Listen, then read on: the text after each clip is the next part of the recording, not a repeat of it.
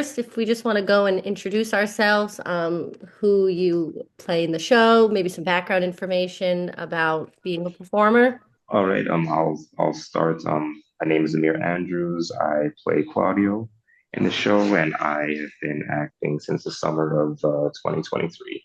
I found Jenny on backstage and um, came in for the role, and it's been a lot of fun so far. This is the first role I've had that's this big, so it was really interesting to develop like an arc for a character. It's the first time really doing that. I'm Janani Sreenivasan. Pronouns are she, her. I'm the director, the producer, and many other things of the show. And I deeply hope that I will not be playing anybody in the show as we don't have any understudies. But I'm spiritually fortifying myself just in case this is the case. Hi, I'm Cindy Farida. I play Hero. Acting is sort of a second career for me. I was in tech for 11 years previously before this, and then one day I decided to leave it all, go back to school, and study acting. And here I am several years later. Hi, I'm Melissa. I play Beatrice. I've been acting since fifth grade, and I haven't really stopped. Did NYU Tisch, graduated 2020. We all know how that went. Bad. Um, and yeah, I've been working with Janani since last year. We did Midsummer together, and I played Puck then. So super fun. Yeah, hi, I'm Gabby. I'm playing Margaret. I've been acting since I was 8. I went to Smith for English and theater. I only really decided to do acting professionally in like my junior year. And I went to Lambda and I had so much fun. I also graduated in 2020, so it's been interesting. I've been doing mostly film. Yeah, this is my first time doing Shakespeare since college, actually. This is my first time doing like a legitimate Shakespeare production since college, which is funny because I did so much of it in college and then I kind of almost strictly have done film ever since. So this has been a lot of fun for me. A show like Machado is performed so many places all over the country. How do you get into character with the show, but also keeping it true to yourself, but also keeping it at its sort of original views? Well, this is so funny because some improvements and tweaks have been made to it, which some may not actually find that faithful to the original, although they're very, very minimal. Like I would say 98, 99% of the original text is intact. As to why to do it, I mean, it's a 400-year-old play, like it's, I guess you do it because the words are still relevant and the characters are still amazing. And there is something really emotionally fulfilling about what we have in common with these characters from 400 years ago. And it turns out there is a lot. And I'll pass it over to the cast to comment on what they might find in common with their characters. I mean, for me, Beatrice is such an iconic Shakespeare girly. She's one of Shakespeare's classic bitches. I love her. She has an attitude, and she's so close to my heart. And I've watched a couple of productions of Much Ado to get ready for this. I did the movie with Emma Thompson. I did the public one in 2019 with Daniel Brooks, and then I watched the David Tennant, Catherine Tate BBC one as well, just to get a flavor of all the different Beatrices. And because she's so iconic, it can be hard to like take it and do it myself. But I feel like going back to the words is always where I go especially when it comes to Shakespeare, and just going into the words and finding, well, what is she actually saying? What is she actually like, as opposed to all of these other hundreds and hundreds and hundreds of interpretations of her. What does my version of her look like? Yeah. So I think my character might be the largest departure from the original text, dare I say, Jenny. Yeah, I think Hero has a lot more gumption in this version. So I've been kind of channeling other characters I know slash played, like back in California, I played Grace Farrell from Annie in a local production in San Jose, and I feel like she shares a lot of similarities with Hero. Like she's very like feminine, very very girly, but she's still tough as nails, and she can still command a room when she wants to. So I also think she is a little bit of I was telling the stage manager a little bit of Mary from Downton Abbey. Also very feminine. She can rock a dress and she can rule a table at the same time. Preparing for Claudio, it was very interesting because they just kind of have to like research in myself, like what does it feel like to be, insecure and to just kind of project those insecurities onto other people because that's Claudio's biggest problem at the end of the day, he's this high exalted soldier, but there's these self-doubts inside that he doesn't really know how to deal with, and those will play out unfortunately in front of the people that he claims to care about. So I think my experience with Margaret is quite different from honestly most of the other cast because I joined this project very late. So originally, I think someone else was cast in the role, and then I was asked if I wanted to understudy. John and he asked me if I wanted to understudy, and I was, and literally like the next day, I think the next day after I was asked that, the original Margaret, I guess, quit. So, so Johnny was like, actually, do you want to play the role of Margaret? And so I was like, sure, I'm down. So that was how I got involved in this production. And I think for me, so that I haven't had as much time like with the script or to prepare before going into the rehearsals.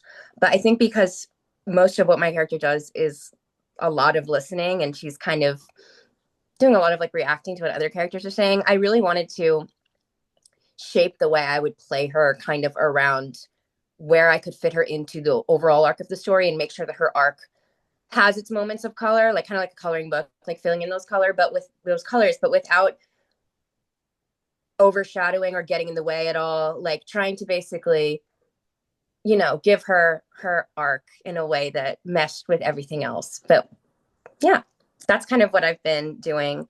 In terms of overall inspiration, I didn't really watch any productions to get into this just because Margaret doesn't have that many lines. Like there's not anything super iconic. But I will say I was watching a lot of this show on Netflix called Flipping Out, which is a reality show from like from like maybe 2010. And I was talking to Rob, who plays Leonardo, that I was framing a lot of my character off of Zoila, the maid, because the way that she interacts with the family is like she knows the guy who leads the show, like she knows him really well, but she doesn't really know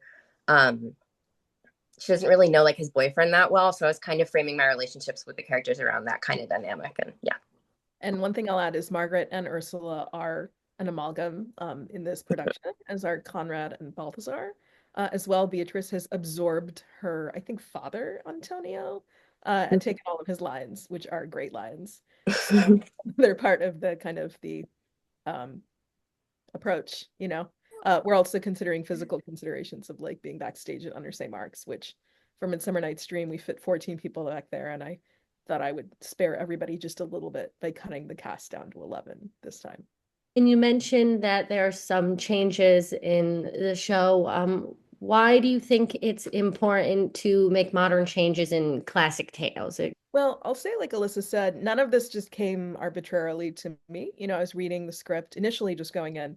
I enjoyed Beatrice and Benedict so much. I was like, do I really care about all these other storylines? Can we just excise everybody else from the play? But what's funny is now actually Claudio, though not my favorite person by any means, is one of my favorite characters. What he goes through is so human and so heartbreaking. And while we don't like what he does, and we often don't like him, Amir is doing a really beautiful job of showing the why, showing the reasons for why he is that way. In terms of the changes, didn't set out to change the play. The play has a really powerful architecture on its own. I love the structure of it. I love how it visits all these different groups of characters. To the question of why should we update? I mean, there's a lot in this show that is very distressing to watch, particularly in this moment. It's about women living in a man's world. It's about women not being listened to, women being lied about. and essentially being powerless within this structure. So none of that is sugar coated and none of that is taken away. That's still the world that we live in. I think maybe one of the ways in which I, as a director, woman of color, all the things, wanted to approach the play is like, how do I want people to feel when they leave, you know? And I think I needed to give all of the women in this play, particularly, a little bit more voice, a little bit more control over what happens to them. The final reunion between Hero and Claudio is one that I've considered a lot. And while barely any dialogue is changed, the staging of it, I think, gives it a new meaning. And as well with Hero, you know, I joke with Cindy that we've set out to make her not a zero, and she is far from a zero. She's really funny. She's really creative. She and Claudio have some really significant parallels where they find their creativity and their spark in the garden doing improv, essentially. So, yeah, it's not about setting out to change or, you know, maim the play. It's really about just where we're at emotionally right now and what do we want to see, you know, out of these characters? What do we want to see and walk away from and question and think about and not just accept, you know? Just to add on to what Jenny said, I mean, spot on. I agree with that, all of that. I also just want to say that, you know, as difficult as the climate is for women now, thankfully, the like content that involves, you know, men just manipulating women is hopefully much less palatable than it was back then. And so, you know, particularly, you know, we're blessed enough to live in New York City. I think if you just present, you know, if you just present this play as is, where, you know, the men are still controlling the narrative, I don't know that that's the show people want to see right now. And so I think Jenny has done a great job of walking that line. And to add to what Cindy said, and Alyssa and Margaret, Gabby, I'd love to hear from you about it. You know, I think with Beatrice and Margaret too, we've talked a lot about, you know, what's behind their actions and their decisions. We've talked a lot about what happened between Benedict and Beatrice. You know, there's a lot of depth, a lot of anger that I feel like you don't often see in productions. They're definitely have a history and were together at one point. And then with Margaret, who is Mersula, I suppose, the Margaret Ursula hybrid. You know, she's this woman who's just as talented and smart and pretty as the women she works for, yet doesn't have the opportunities that they have. So what's it like for her always watching from the outside as they get everything they want? And I'll pass it to them to maybe delve into that a little more. I'll jump off of that since I feel like I'm very well set up to riff off of that. So thank you, Jonany. I think, yeah, there's a lot. I call it like the Cinderella arc with Margaret, and we've used that term. We've literally said Cinderella. I think there's a lot of places in the script for, you know, there's a lot of moments for Margaret for us to get a little glimpse into Margaret's inner world. And I try to do that, you know, as subtly as I can. But yeah, I don't want to give anything away is the thing. I really don't want to give anything away, but we have done a lot of work and a lot of conversations have gone into what Margaret and Baracchio's relationship looked like before the play, what it's going to look like after the play, where they are. I'd say there's a lot of moments that Margaret is on stage that she was not necessarily in the text written to be on stage. And I think that those little moments and those little interactions are very telling. And I really love what we've been able to do with those. Yeah, I think it's been really great. And exploring just the relationship with Hero and Beatrice, like I was saying about that reality show reference, like, you know, the maid who's really close with one member of the family, but never interacts with the other, like, you know, Margaret and Leonardo. I don't know if Leonardo even knows she exists at this point. We've even joked about that, but yeah, it's just been a really fun dynamic to explore. I mean, no spoilers for a 400-year-old play, but in terms of Beatrice, she has changed a little in absorbing Antonio because Antonio in the original play does fulfill this sort of like clowning role that Beatrice doesn't always touch, considering she's got like the big, hard, terrible scene halfway through. But I think she has definitely a lot of softness that is not always there in, I think, especially very comedic productions of Much Ado, where they really push the God, they hate each other so much in the beginning that it never quite makes sense why they come together in the end. It's like, okay, well, if your friends tricked you in the garden, that's cool. You go on 2 dates, it doesn't work, whatever, it's a fun story. But it's sort of this trying to find what happened before and stretch it all the way through the story that we see, and that thread of just like, oh, why were they together? Why did they break up? Why is it actually what they've been secretly wanting and thinking about this whole time? Yeah, I don't know. I feel like I haven't answered the question, but that's what I wanted to say. It was great. Thank you. What has been your guys' favorite parts about being working together on the show? A highlight? For me, it was just kind of bouncing off these incredible cast members, sorry. Alyssa, you were talking about how sweet Beatrice can be. Beatrice scares the piss out of Claudia. Okay, let me just say that. But playing off of Beatrice, Benedict, Don Pedro, like everybody, it was for me this being this my first role of this type. Really, it was just such a good learning experience to see how everyone else does things. You know how their work comes together. So I think that was the most fun part of this production for me. For me, this is also the first sizable stage role I've had in a while, and first time doing a full Shakespeare production. So that's pretty crazy.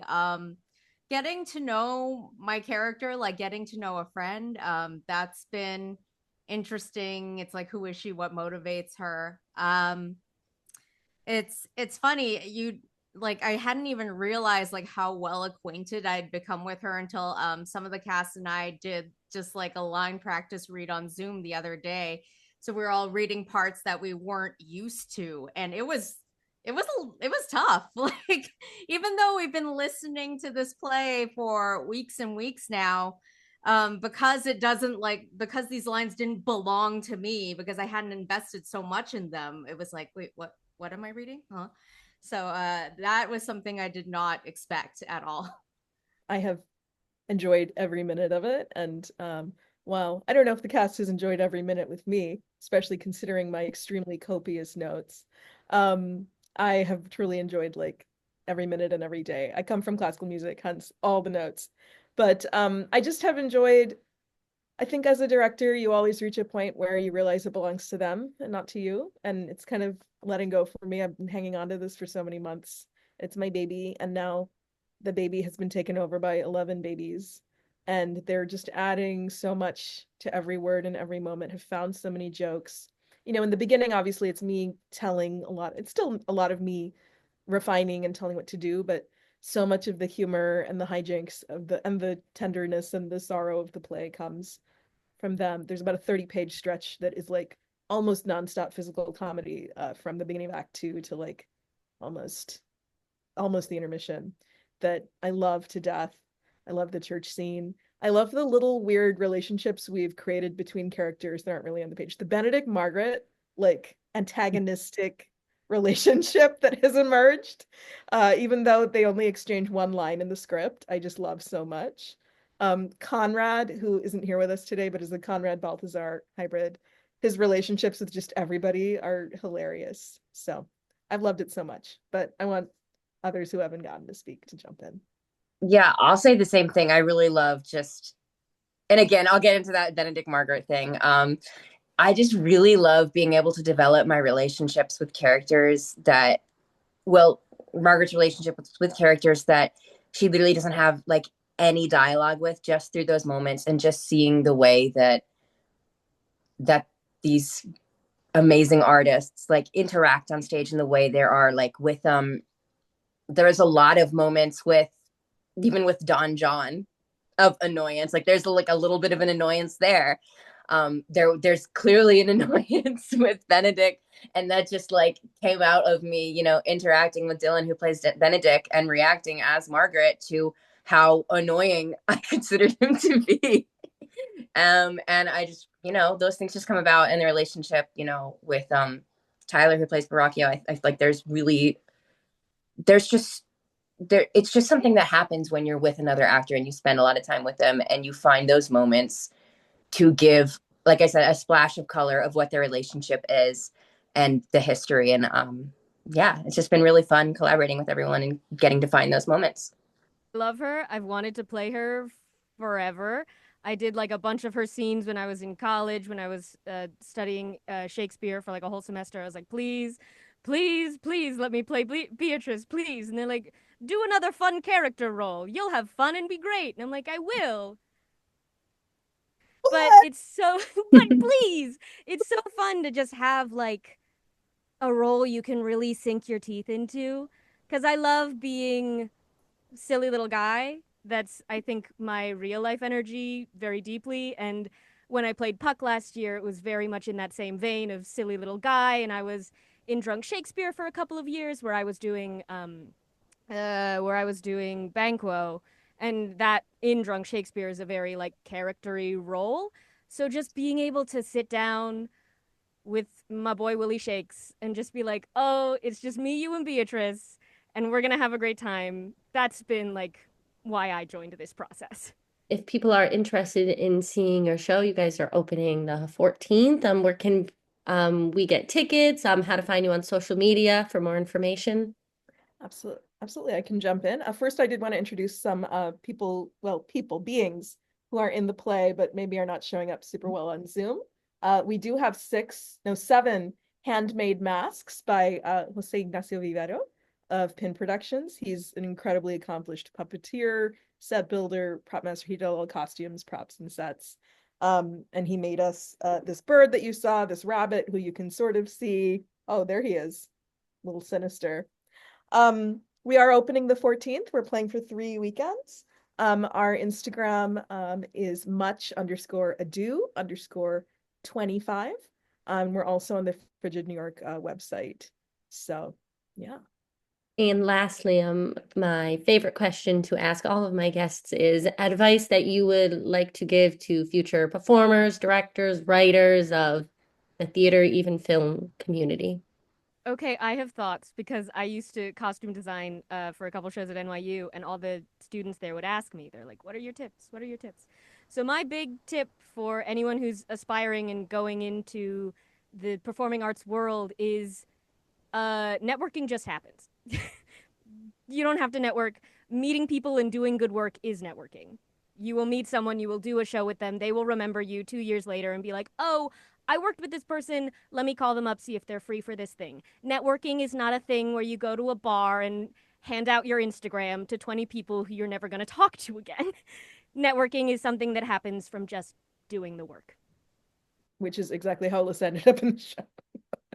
It was kind of the opposite for me. It's like I've been networking with Janani for like the last year before I ended up in this production. I was also recently in another production where I'd actually been speaking with the writer for 2 years. So yeah, for me, networking works.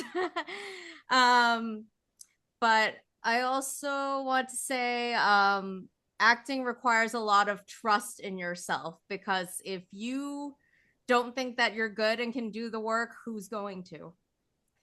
And I think that's all I'm going to say for now. I actually would love to add on to the networking debate as well. I think there is a hybrid in between things. So, like, I'll say this: I've gone to film networking events before, and nothing has come out of them because I feel like when you're really trying to force like some sort of communicate, I feel like that is a little bit different. But I'd say like I'd say I've networked with John and E. So like I auditioned, actually met, so I auditioned and I was called back for Puck and Much Ado as well. That's actually where I met Alyssa as well, who ultimately got the part and was amazing in it. I'll say, and it was a really good show. I loved it. Um, yeah, but just by going out and auditioning and meeting John and E and realizing we have a lot of the same, I don't know, like our creative visions and mindsets align, that just happened. I wasn't going into that audition thinking, oh my God, I need to stay in contact with this person. Because what would happen if I had gone to the audition and found out, oh my God, what if I came to the audition and it was not my vibe at all? Then I would never have, I would have just never spoken to Jonathan again. But I think it's just because we do get along, and I think you'll find it. Like, networking doesn't have to be so rigid, and you don't have to network with everyone either, because there are people in this industry that, I mean, there's also like, there are people in this industry you probably won't want to network with in the future. It's good to know who they are, but I don't think you necessarily need to feel the need to have a relationship with everyone. I don't know if that makes sense, but that's just my that's my 2 cents on it. I will not be contributing to the networking debate, but I will say how it feels as a young performer. Anyone out there who thinks about getting into performing and you're thinking, oh, maybe my personality isn't right for something or anything like that, erase that idea from your mind. Lean into the things that make you you, because that is the uniqueness that you are bringing to the table. When people say that they want you, they mean they want you. That was something Janity and I had spoken about. Some all the things that make you you are what you can add to the character and make it uniquely your own. So never be afraid of yourself. I also want to say one more thing really quick. Sorry, I know you wanted to add, but also, um, from an acting perspective, I think the biggest thing for me, go out for roles and look for projects that you actually like, that you actually would want to be in and would want to watch. Because for me, like, if I don't like a certain genre, like, it just doesn't work for me. I mean, I can do it, but it's not going to be this as creatively fulfilling. And that's just how I feel about it. Like, just go for what you like, and know what content you would want to watch. Okay. I will offer advice as a totally untrained, never taken a theater class, coming to it at midlife, person who does have an artistic background, writing, music, and other things. But I think with theater, I spent many years working in politics, actually, from 2016 to last year, working in the kind of digital communications, trying two times to defeat Trump, succeeding once. And I think I brought from that, from my age, I'm turning 42 in May, and from my career and from all the other parts of my life, a perspective to theater that I think makes me actually glad that I'm 42 and not, 22. There's a lot of insecurities and things that I just don't have because I'm 42 and not 22. I'm not nervous about directing these guys. I'm not nervous about if they like me or not. It's my job to make them look really good. It's not always my job to be their friend. And I think also, sorry, Jessica, I know we're waxing eloquent for you, but I think we're enjoying ourselves. Yes, you're fine. I also think that being untrained in this discipline particularly, and all of my artistry just coming from other disciplines really, is what makes the play really fun. And you'll see when you see it, it is the product of somebody and of a team who I think feels very empowered to make a lot of big choices, both dramatic and comedic. I love physical comedy. I love sketch comedy. I love rom-coms. I love ripping people's hearts out. I love, basic sketch structure. That we have a masked ball in Much Ado, and I literally was up until 2 a.m. multiple nights thinking, how do we make this funnier? It's like a giant clockwork mechanism where 10 people are on stage, all these doing these things together. And I just kept thinking about it, being like, it's got to be funnier. There's got to be more stuff we can be doing. So I really, because I'm almost like this feral being in theater, any idea kind of gets an audience with me. I'm like, let's try anything. Dylan, who plays Benedict, there's an entire catalog of weird sounds and inside jokes he has throughout the show, and he's such a amazing performer. But I feel like almost anything I throw at him, I can be like, Dylan, can you try like sliding across the floor like a garden slug? Would you do that for me? And he's like, sure.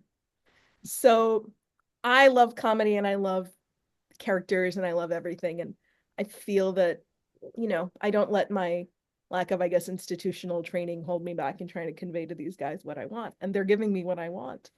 And I guess the final thing I'd say, particularly for women who are listening or for people who can become pregnant or feel pressure to kind of go on one path with their life, you don't have to get married. You don't have to build a family. You don't have to go through that door. If you want, you can, and it's a great choice if it's what you really want. But doing art and doing what you want takes all of you.